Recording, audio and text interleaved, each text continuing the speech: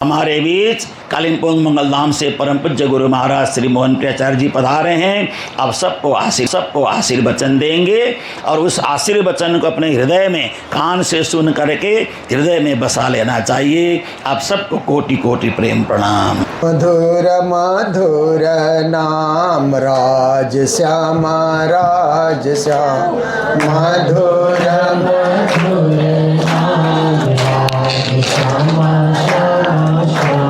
राज श्याम राज श्याम, जय राज श्याम राज श्याम, राज श्याम राज श्याम, जय राज श्याम राज श्याम, श्री राज श्याम राज श्याम, श्री राज श्याम श्याम श्याम, मेरे राज श्याम राज श्याम, श्री राज श्याम श्याम श्याम, मधुर मधुर नाम राधे कृष्ण राधे श्याम, मधुर मधुर नाम राधे कृष्ण राधे कृष्ण राधे श्याम, जय राधे कृष्ण राधे श्याम, राधे कृष्ण राधे कृष्ण राधे कृष्ण राधे श्याम, जय राधे कृष्ण राधे श्याम, जय राधे कृष्ण राधे श्याम, मेरे राधे कृष्ण राधे श्याम, जय राधे कृष्ण राधे श्याम, मधुर मधुर नाम राज श्याम राज श्याम, मधुर मधुर नाम राज श्याम राज श्याम, राज श्याम राज श्याम, राज श्याम राज श्याम, श्री राज श्याम राज श्याम, राज श्याम राज श्याम। बोलो कृष्ण कन्हैया लाल की। महाराष्ट्र की धर्म प्रचार यात्रा में मुंबई के बाद पुणे में कल से ही हम लोग परिभ्रमण कर रहे हैं और जगह जगह प्रवचन सुनाने का, ज्ञान सुनाने का और आत्म जागृति करने का सुंदर और सुखद अवसर हमें प्राप्त हो रहा है। तो आज अभी का ये सत्संग हमारे विजय जी, इंदिरा जी और सपरिवार उनके आयोजन में आप सबको यहाँ पर बुलाया गया और ये प्रवचन करने के लिए हम सबको यहाँ पर आग्रह किया गया। बहुत ही सुंदर सुंदर बातें आपने सुनी। पहले तो आप माताओं ने भजन गा करके, भाई लोगों ने भजन गा करके कार्यक्रम को अति सुंदर बनाया, आकर्षक बनाया। फिर हमारे संत गुरुजनों ने अपने संबोधन में भक्ति की महिमा, ज्ञान की महिमा, साधना की महिमा बताई। तो देखिए, संसार के अंतर्गत मानव जीवन मिला है तो इसको मोक्ष की ओर तो लिए जाना ही होगा। आप देखिए कि मनुष्य जीवन मिला है तो हम केवल संसार के कार्य में संलग्न हैं, कर्म बंधन में बंधे हुए हैं। प्राणनाथ जी वाणी में कहते हैं, मेरी मेरी करते दुनी जात है, बोझ ब्रह्मांड सिर लेवे, पाँव पलक का नहीं भरोसा, तो भी सिर सर्जन को न देवे। केवल संसार में झुका हुआ व्यक्ति क्या कहता है, मेरा मेरा मेरा मेरा, मेरा घर, मेरा परिवार, मेरे सगे संबंधी, मेरा व्यापार, इतना ही कहता है। परंतु जिसके ऊपर धर्म का प्रभाव हो जाता है वो कहता है, मेरा धर्म, मेरा देश, मेरे जो है देशवासी, मेरे सुंदर साथ, मेरे पर गुरुजन, मेरे परब्रह्म परमात्मा, मेरे तो आधार राज श्यामा को चरणार बिंद, ऐसी बातें करता है। तो मनुष्य के जीवन में आप देखिए एक फूल खिला हुआ है पर सुगंधी नहीं है। धर्म बिना का मनुष्य भी ऐसे ही होता है। फूल तो खिला हुआ है, अच्छा दिखता है, कपड़े अच्छे पहने हैं, पैसा अच्छा कमाया है, मकान अच्छा बनाया है, पर मकान के किसी कोने में परमात्मा के लिए जगह नहीं है। क्योंकि हमारी धारणा क्या है, अच्छा मकान बनाएंगे तो परमात्मा के लिए भी अच्छा एक पूजा स्थान बनाएंगे। चाहे कहीं भी हम बनाएं, रसोई घर के पास बनाएं या सिटिंग रूम के पास बनाएं, अलग से रूम की व्यवस्था हो, कहीं भी हम बनाएं, पर घर में परमात्मा के लिए जगह तब होती है जब हमारे हृदय में परमात्मा के लिए जगह हो।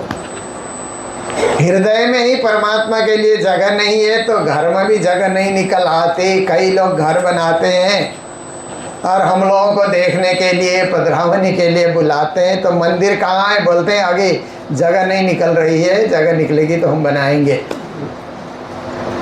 तो हम प्रवचन में कहते हैं कि जो व्यक्ति ऐसा कहता है कि मेरे घर में परमात्मा के लिए जगह नहीं है, तो परमात्मा भी कहेंगे मेरे घर में भी तेरे लिए जगह नहीं है। जब तुम घर के किसी कोने में मुझे नहीं रख सकते, तो मैं अपने परम धाम के किसी कोने में तुझे क्यों रखूं? जब तुझे मुझे भजने के लिए कोई वक्त ही नहीं है, मैं तुम्हें क्यों याद करूं, मैं तुम्हें मेहर क्यों बरसाऊं? तो हमारा कर्तव्य है उनको याद करना, परमात्मा को याद करना। परमात्मा को याद करने के लिए भजन गा करके भी याद किया जाता है। देखिए, कई लोग सोचते हैं कि मेरी तो आवाज़ ही अच्छी नहीं है, भजन कैसे गाएंगे। पर गुरुजी मंगलदास जी ने एक प्रार्थना पुष्पांजलि की रचना की है, छोटी सी पुस्तिका है, उसको कोई भी गा सकता है, चाहे आपके पास आवाज़ हो न हो, मोटी आवाज़ हो, पतली आवाज़ हो, राग के साथ हो या राग का ज्ञान न भी हो, फिर भी आप प्रार्थना पुष्पांजलि गुनगुना सकते हैं और परमात्मा के चरणों में अपनी अर्जी पहुंचा सकते हैं। इसीलिए जहाँ भी सत्संग होता है तो प्रार्थना पुष्पांजलि से प्रारंभ करने से सत्संग हमारा सफल हो जाता है। यहाँ भी आप लोगों ने ये किया तो मुझे बड़ा अच्छा लगा। निजानंद को सुमिर के सतगुरु का कर ध्यान, सुंदर साथ के चरण में दास करे प्रणाम, बार बार विनय करूं सुंदर साथ से यह, सेवक सेवा भाव में बाड़े प्रेम स्नेहा। ये गाने के लिए बहुत बड़ा राग नहीं चाहिए, भाव चाहिए। भाव से हम गाएं। अभी आपने सुना ना कि परमात्मा भाव के भूखे होते हैं, भोजन के भूखे नहीं होते।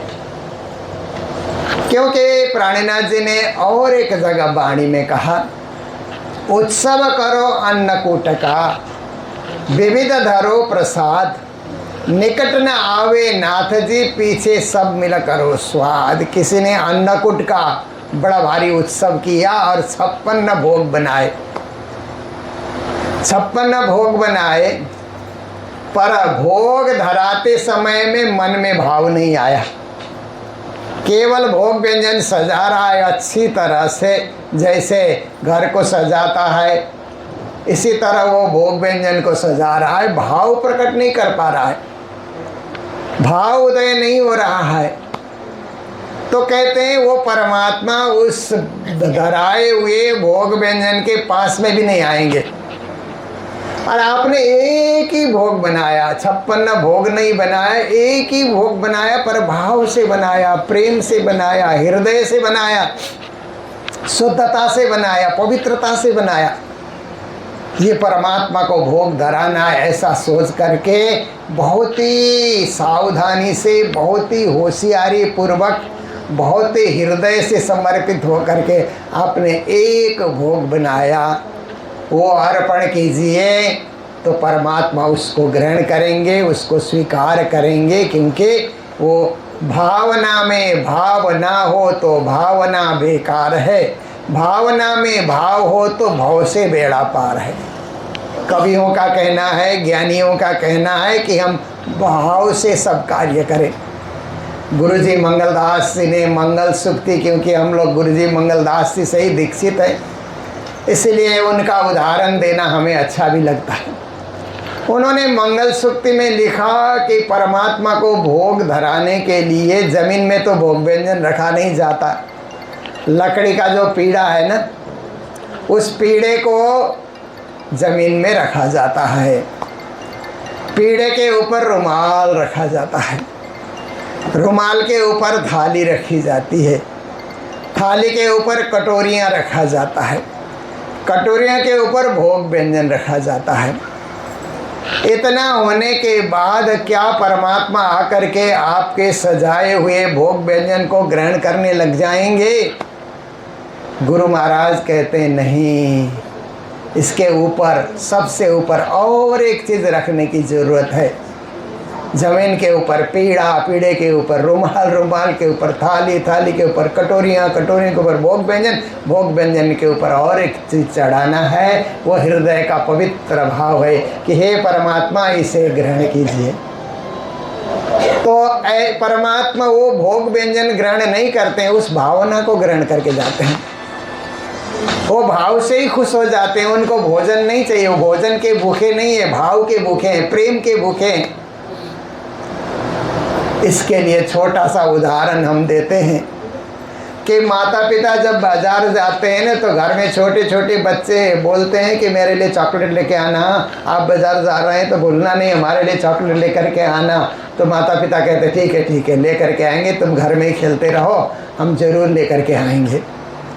जब आप बाज़ार से आते हैं, सामान सौदा लेकर के आते हैं, तो बच्चे आगे पीछे करने लग जाते हैं, चॉकलेट खाएं, चॉकलेट खाएं, आपने जो कहा था।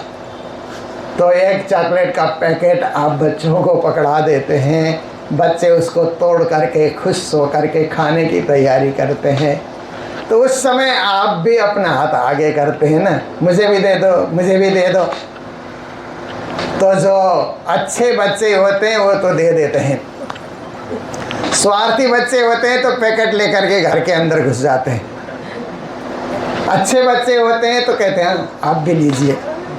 तो अच्छे बच्चे जब देते हैं तो आप क्या करते हैं कि खाने का बहाना करते हैं और उसी को लौटा देते हैं। आप खाते हैं, आपको चॉकलेट क्यों खाना? बड़े होने के बाद चॉकलेट खाने की इच्छा ही नहीं होती है, बच्चों को ही दे देते हैं, ले करके आप उसको दे देते हैं।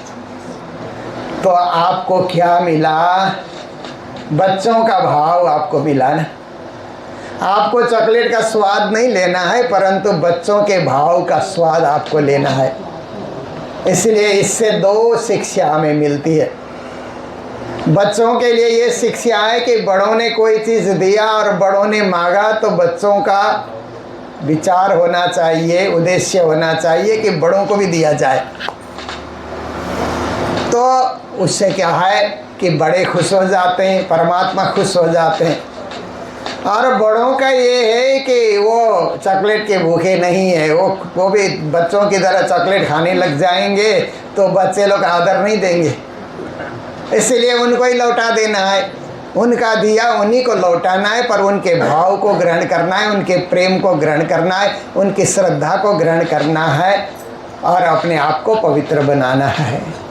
इसलिए हम लोग यहाँ क्या है, परमात्मा को याद करने के लिए एक तो भजन गाना, ये भी एक साधन है कि भजन गाते गाते उनको हम विभोर होकर के याद कर सकते। दूसरा साधन है परमात्मा को पाने के लिए पूजा करते करते आत्म विभोर हो जाइए। पूजा की चौपाइयाँ बोलते हुए, कितनी अच्छी चौपाइयाँ हैं ना। आओ जी बाला मारे घेरे, आओ जी बाला एक लड़ी परदेश माँ, मुने मुकी ने कहाँ चाल्या, मुने हती नींद रड़ी तमे सुती मुकी कहाँ राते, जागिने जौता प्यो जिन पासे पछे तुथा से प्रभाते। प्रभाती आप गाइए, बहुत सुंदर सुंदर प्रभातियाँ हैं ना सेवा पूजा गोटा में। भाव मग्न होकर के परमात्मा की पूजा हम करेंगे तो भी परमात्मा खुश हो जाते हैं। भाव मग्न होकर के उनके निज नाम महामंत्र का हम जप करेंगे ना, निज नाम जपते रहेंगे। निज नाम पढ़ा तिन सब पढ़ा, सब मंत्र न का भेद, निज नाम बिना खाली गया, पढ़ पढ़ चारों वेद। हमारे ज्ञानी कहते हैं कि निज नाम महामंत्र इतना बलशाली शक्तिशाली मंत्र है कि सब मंत्रों का भेद उसी में छुपा हुआ है। श्री देवचंद्र जी महाराज ने कितने मंत्र जपे हैं, कितने लोगों का विश्वास करके उन्होंने मंत्र लिया और मंत्र का जाप भी किया, परंतु वो विश्वास उनमें नहीं जागा जो विश्वास जागना चाहिए। बाद में उनको श्री कृष्ण ने आकर के अपना निज नाम महामंत्र दे दिया तो श्री देवचंद जी महाराज ने कहा अब मेरी साधना पूरी हो गई। अब तक मैं श्रोता बन करके कथा सुनता था, अब औरों को श्रोता बना करके मैं परमधाम की कथा सुनाऊंगा, परमधाम का ज्ञान सुनाऊंगा, परमधाम का उपदेश सुनाऊंगा।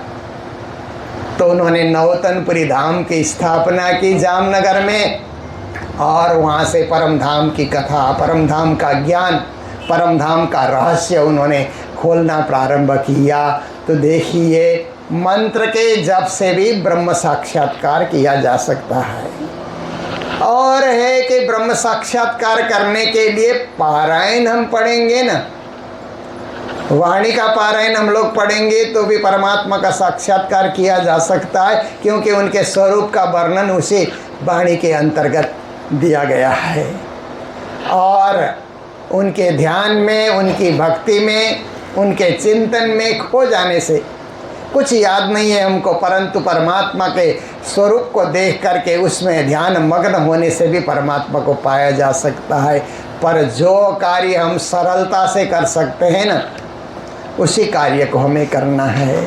तो सबसे सरलता से तो हम लोग सेवा पूजा ही कर सकते हैं, और 2 टाइम हम सेवा पूजा करें, सुबह सेवा पूजा करें, शाम को सेवा पूजा करें। आप देखिए कुछ लोगों को मैं देखता हूँ, मेहनत मजदूरी करने वाले लोग होते हैं जो खेती में काम करते हैं या ऐसे मेहनत मजदूरी का काम करते हैं, वो 2 टाइम ही खाते हैं। सुबह खाते हैं, दिन भर काम करते हैं, फिर शाम को खाते हैं, रात भर विश्राम करते हैं। 2 ही टाइम वे लोग खाते हैं, फिर भी हम लोगों से तंदुरुस्त हैं, हमसे ज़्यादा बोझा उठाते हैं, हमसे ज़्यादा खटनी करते हैं और हमसे ज़्यादा मेहनत को कर सकते हैं। 2 ही टाइम खा रहे हैं। फिर आप अपने लिए सोचिए, तो जो धनाढ्य लोग होते हैं वो कई बार खाते हैं ना, एक बार नहीं बार बार भी खाते रहेंगे, खाते ही रहेंगे, परंतु वो मेहनत मजदूरी करने वाले की तरह उनमें बल नहीं है, शक्ति नहीं है। तो 2 टाइम खाने से भी इतनी शक्ति कहाँ से आ गई? तो इससे हमें ये समझ आता है कि कई लोग दिन भर भक्ति भजन में लगे हुए हैं परंतु वो शक्ति हासिल नहीं कर सकते, और कुछ लोग भावना से मात्र 2 बार परमात्मा की पूजा करते हैं, प्रातःकालीन पूजा और संध्याकालीन पूजा। 2 ही टाइम की पूजा करते हैं, परंतु वो परमात्मा के भक्ति से इतने शक्तिशाली बन जाते हैं कि जीवन में किसी भी समस्या आ जाए तो उनको घबराहट नहीं होती है। समस्या आने से घबराहट क्यों होती है? हमारी भक्ति कमज़ोर है। भक्ति कमज़ोर होने के कारण अब क्या होगा, कैसे होगा, क्या करेंगे, कहाँ जाएंगे। भक्ति हमारी दृढ़ है तो परमात्मा है ना हमारे रक्षक, हमारे मालिक हमारी रक्षा करेंगे, कोई कुछ नहीं बिगाड़ सकता। जाको राखे सहाइया मार सके न कोई, बाल न बांका कर सके चाहे सब जग बैरी हो। ज्ञानी गुरुजनों ने कहा परमात्मा जिसकी रक्षा करते हैं कोई उसको कुछ बिगाड़ नहीं सकता है, बाल भी बांका नहीं कर सकता है, चाहे सब जगत के लोग उसके बैरी क्यों न बन जाएं। प्रहलाद के क्या पिता ही बैरी बन गया ना, पिता ही बैरी बन जाता है, परंतु कुछ नहीं कर सकता है। भक्त प्रहलाद का कुछ नहीं बिगड़ा, ध्रुव का कुछ नहीं बिगड़ा, अम्बरीश का कुछ नहीं बिगड़ा।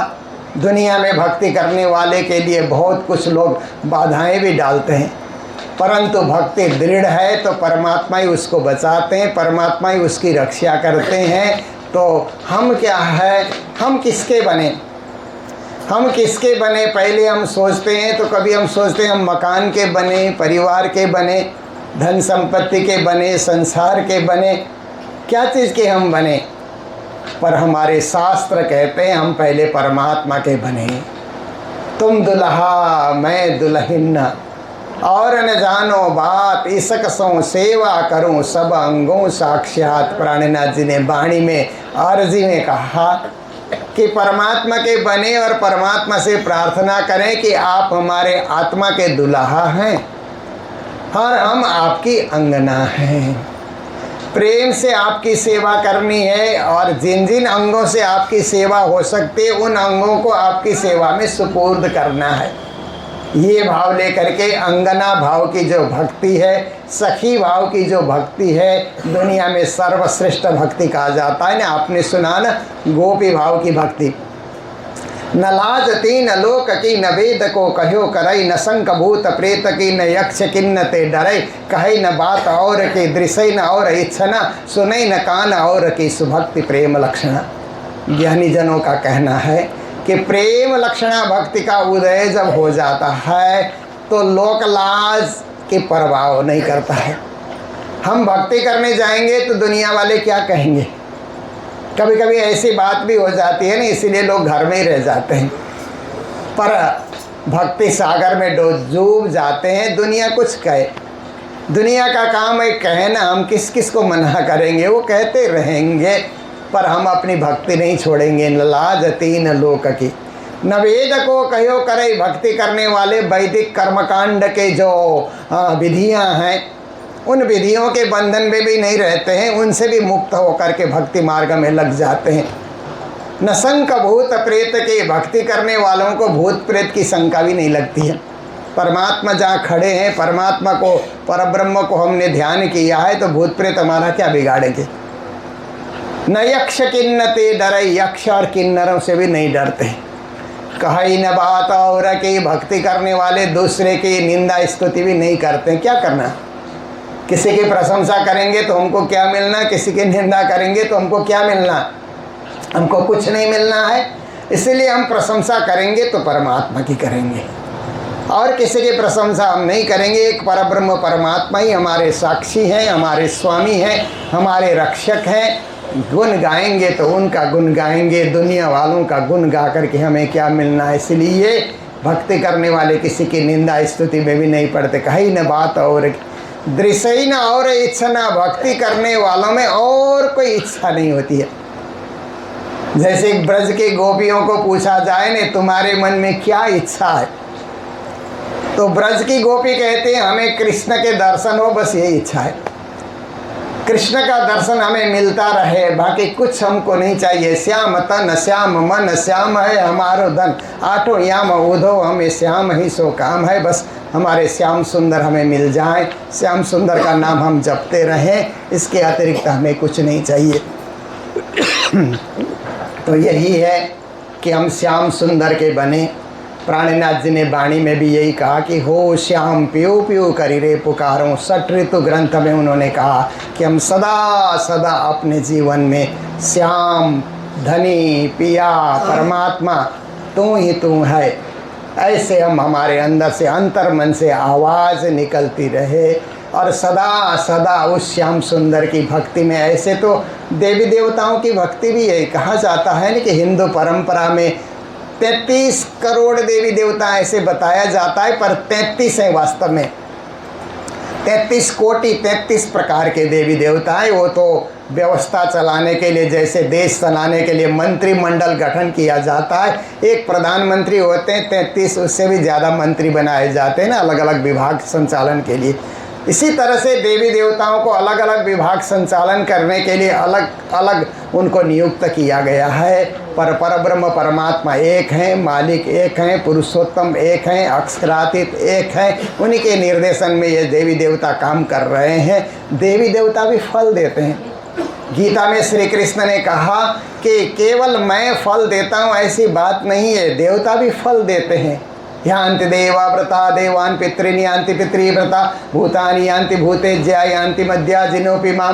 कृष्ण कहते हैं कि जो जिसका भजन करता है उससे कुछ न कुछ फल पाता है। भूत को भजने वाला भी कुछ फल पाता है, देवताओं को भजने वाला भी पाता है, पितरों को भजने वाला भी कुछ फल पाता है। पर कृष्ण को जो भजता है वो मोक्ष फल, परम धाम, अविनाशी, आवागमन से रहित ऐसे फल को प्राप्ति करता है। और कृष्ण कहते हैं देवी देवताओं का दिया हुआ फल अंतवत्तु फलम तेषाम, उनका दिया हुआ फल का अंत हो जाता है। पर मैं जो मोक्ष फल परम धाम देता हूँ वो अनंत है, उसका कभी नाश नहीं होता, वो अविनाशी है। तो हमारा लक्ष्य यही होना चाहिए कि हम परम धाम प्राप्ति करें जहाँ से आवागमन का दुख मिट जाए। क्योंकि ये संसार का जीवन देखिए, ये तब तक ठीक रहता है जब तक शरीर स्वस्थ है। कोई बीमारी आ गई, बुढ़ापे आने के बाद, समस्या आने के बाद, कई तरह से संसार के अंतर्गत तन का दुख, मन का दुख, धन का दुख, जीवन में कई तरह के दुख हैं। इसलिए एक बार परमात्मा ने संसार हमें दिखा दिया, दुख रूप खेल हमने देखा। अब आगे उनके ही चरणों में हमें जाना है, फिर से दुख रूप खेल में नहीं आना है। इसके लिए अनन्य परा प्रेम लक्षणा भक्ति एकमात्र साधन है।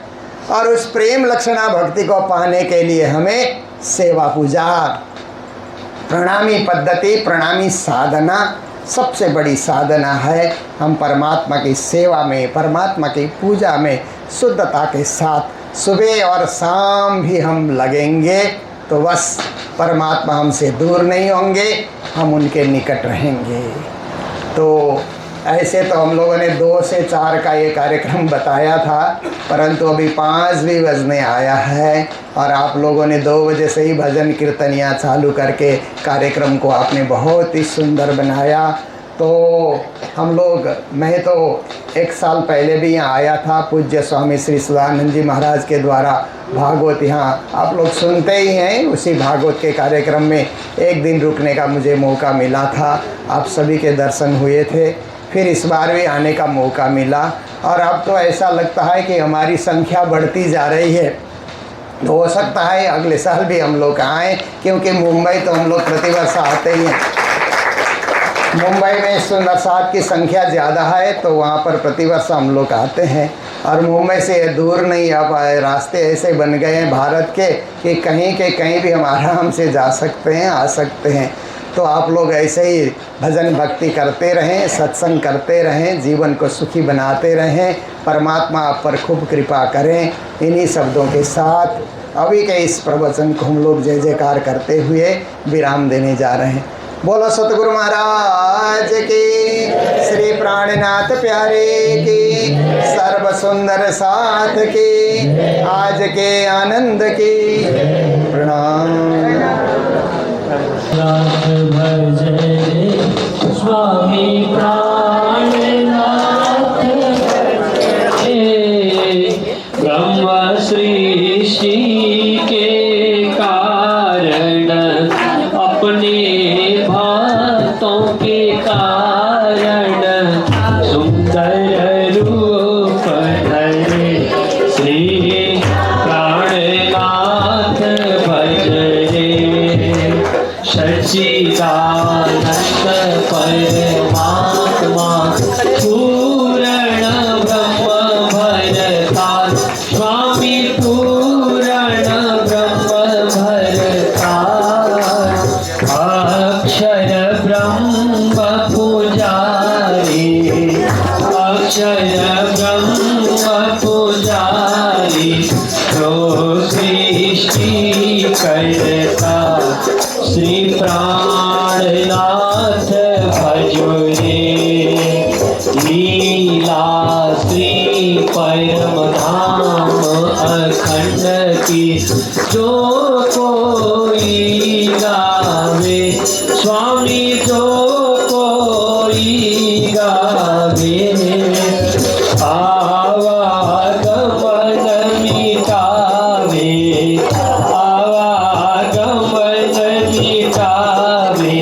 मुक्ति फल पावे, श्री प्राणनाथ भजो रे।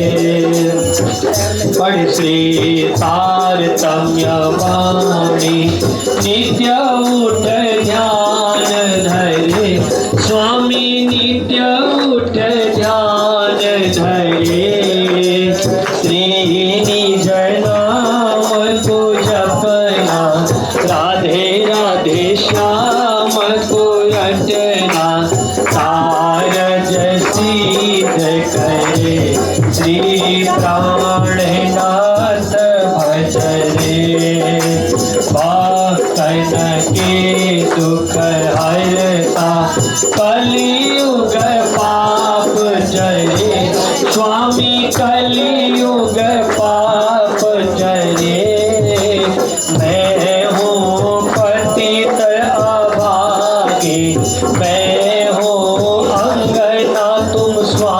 स्वामी सतगुरु कृपा करे श्री प्राणनाथ भजो रे आप हो कृपा के सागर कृपा करो स्वामी अब दया करो स्वामी अपना दीनों भारो अपना साथ उभारो प्रभु अंतर्यामी श्री प्राणनाथ भजो रे श्री प्राणनाथ भजो रे स्वामी प्राणनाथ भज रे ब्रह्म सृष्टि के कारण अपने